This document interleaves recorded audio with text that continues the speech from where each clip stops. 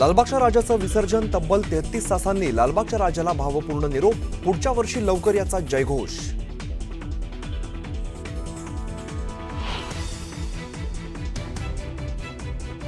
ज्यांच्याकडे नोंद त्यांनाच कुणबी दाखले मिळणार, सरसकट दाखले मिळणार नाही.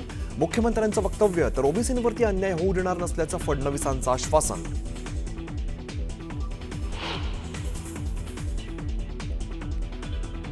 सरकारचा GR ओबीसींवर घाला घालणारा. सरकारची भूमिका ओबीसी विरोधी. आमदार विजय वडेट्टीवारांची घणाघाती टीका.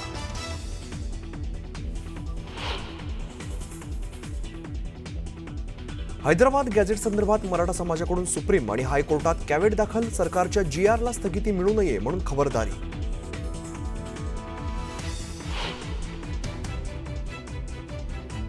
अजित पवारांच्या IPS अंजना कृष्णा यांच्यासोबतच्या कॉल प्रकरणी धैर्यशील मोहिते पाटलांचा मोठा दावा. मध्यस्थांच्या दबावापोटी अजित पवार प्रोटोकॉल सोडून बोलल्याचं मोहिते पाटलांचं वक्तव्य.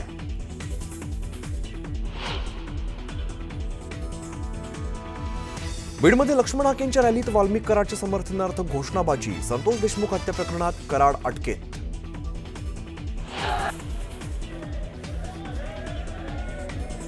राजगुरुनगर सहकारी बँकेच्या सर्वसाधारण सभेत सभासदांचा राडा. संचालक मंडळाला प्रश्न विचारत असताना सभासदांमध्ये हाणामारी.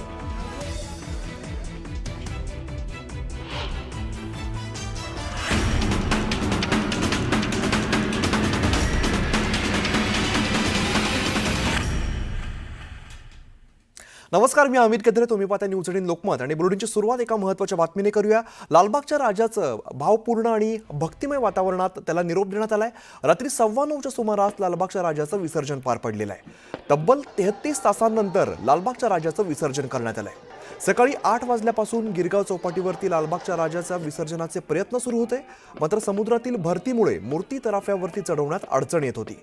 अखेर संध्याकाळच्या सुमारास राजाची मूर्ती तराफ्यावरती चढवण्यात आली. मात्र ओहोटी असल्यामुळे विसर्जन करण्यात अडचण येत होत्या. अखेर संध्याकाळच्या सुमारास समुद्राला भरती आल्यानंतर लालबागच्या राजाच्या विसर्जनाची तयारी करण्यात आली. यावेळेला लालबागच्या राजाची आरतीही करण्यात आली आणि अखेर रात्री 9:15ला लालबागच्या राजाचं विसर्जन करण्यात आलं. यावेळी पुढच्या वर्षी लवकर याचा गजरही करण्यात आलाय.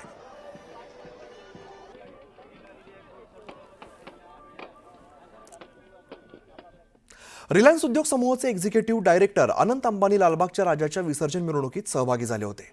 लालबागच्या राजाला निरोप देताना अनंत अंबानी भावूक झाले. अनंत अंबानी यांनी लालबागच्या राजाच्या विसर्जन मिरवणुकीत सहभाग घेतला. ते गेली अनेक वर्ष नियमितपणे लालबागच्या राजाच्या मंडपात दर्शनासाठी आवर्जून हजेरी लावतात. तर गिरगाव चौपाटीवरती झालेल्या लालबागच्या राजाच्या आरतीत सुद्धा अनंत अंबानी सहभागी झालेले होते. लालबागच्या राजाच्या विसर्जन मिरवणुकीत अनंत अंबानी हे उपस्थित होते.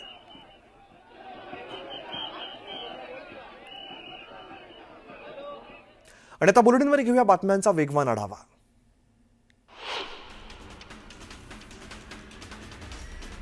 ज्यांच्याकडे नोंद असेल त्यांना कुणबी दाखले मिळणार, सरसकट कुणबी दाखले मिळणार नाहीत असं मुख्यमंत्री फडणवीसांनी स्पष्ट केलंय. मराठा समाजाच्या हिताचा विचार करताना ओबीसी समाजाचं अहित होणार नाही याला प्राधान्य दिलं आणि त्याचा निर्णय घेतला. ओबीसी समाजावरती अन्याय होऊ देणार नाही असं मुख्यमंत्र्यांनी आश्वासन दिलंय. मुख्यमंत्री देवेंद्र फडणवीस ओबीसी समाजावरती अन्याय होऊ देणार नाही आणि आमचं आरक्षणासाठी विरोध नाही, पण बनावट दाखले देणार असतील तर त्याला विरोध आहे असं वक्तव्य भाजप आमदार गोपीचंद पडळकरांनी केलंय.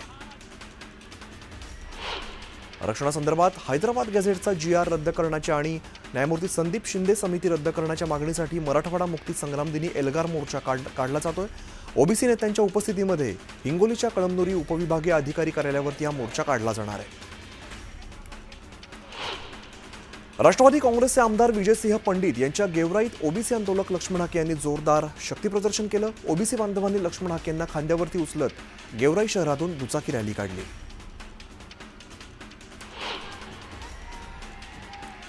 आमच्या अन्नात माती कालवण्याचं काम यांनी केलं असा आरोप ओबीसी नेते लक्ष्मण हाके यांनी सरकारवरती केलाय.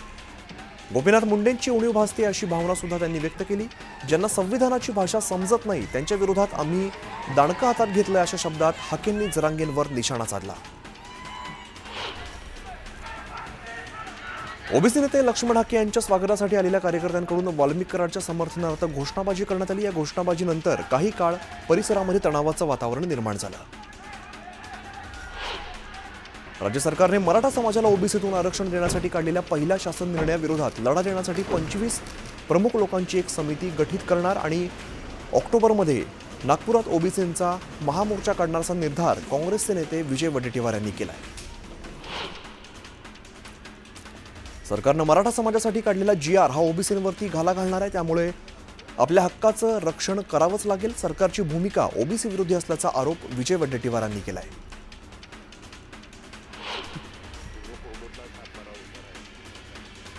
मध्यस्थांच्या दबावात प्रोटोकॉल सोडून अजितदादा IPS अधिकाऱ्यांशी बोललेत असा दावा खासदार धैर्यशील मोहिते पाटलांनी केला आहे.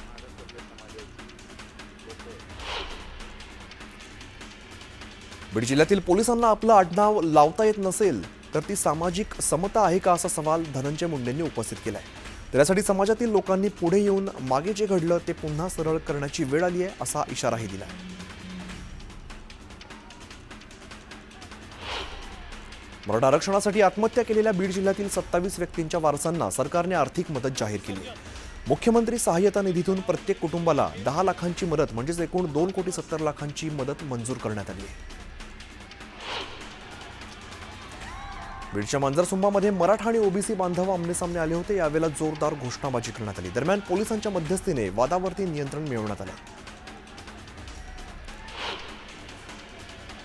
ओबीसी आरक्षणाचं संरक्षण आणि कुणबी समाजाला स्वतंत्र आरक्षण देण्याच्या मागणीसाठी कुणबी सेनेकडून निर्धार सभेचं आयोजन करण्यात आलं होतं. आझाद मैदानावरती पार पडलेल्या निर्धार मेळाव्यातून आरक्षणाचा निर्धार करण्यात आला. मराठा आंदोलक सतीश देशमुख आणि महारुद्र खाकरे यांच्या आंदोलनादरम्यान हृदयविकाराच्या झटक्याने मृत्यू झाला. तर आंदोलनाला जाण्यासाठी पैसे नसल्यामुळे भरत खरसाडे या आंदोलकाकडे पैसे नव्हते. त्यामुळे या आंदोलकांनी आत्महत्या केली. दरम्यान तीनही आंदोलकांच्या कुटुंबांना फोन करून माजी मंत्री आमदार तानाजी सावंत यांनी पालकत्व स्वीकारत तीनही कुटुंबांना प्रत्येकी 3 लाखांची मदत केली. कोल्हापुरातील शिक्षक बँकेच्या सभेत दरवर्षीप्रमाणे यंदाही गोंधळ झाला. सत्ताधाऱ्यांकडून योग्य उत्तर दिली जात नसल्याचा आरोप करत विरोधकांनी सभात्याग केला. सत्ताधाऱ्यांनी शिवीगाळ करत भाषा वापरल्याचं म्हणत विरोधकांनी जोरदार घोषणाबाजी केली. पुण्यातील राजगुरुनगर सहकारी बँकेच्या सर्वसाधारण सभेत सभासदांमध्ये जोरदार राडा झाला. संचालक मंडळाला प्रश्न विचारत असताना सभासदांमध्ये हाणामारी झाली. पुरंदरमध्ये विमानतळ नको अशी मागणी ग्रामस्थांनी केली. आद्य क्रांतीवीर उमाजी नाईक यांच्या जयंतीनिमित्ताने मुख्यमंत्री देवेंद्र फडणवीस पुरंदरमध्ये होते. यावेळेला मुख्यमंत्र्यांना निवेदन देत ग्रामस्थांनी विमानतळाला विरोध दर्शवला. शनी शिंगणापूर इकडे दीर्घकाळ सेवा देणाऱ्या देवस्थानमध्ये मानधनावरती घेण्याचा निर्णय घेण्यात आला आहे. आजपासून पुजाऱ्यांना पगारी नोकरी देण्यात आली आहे. पुजाऱ्यांना 31 आणि 21 हजाराचं मासिक मानधन देण्याचं ठरलं आहे.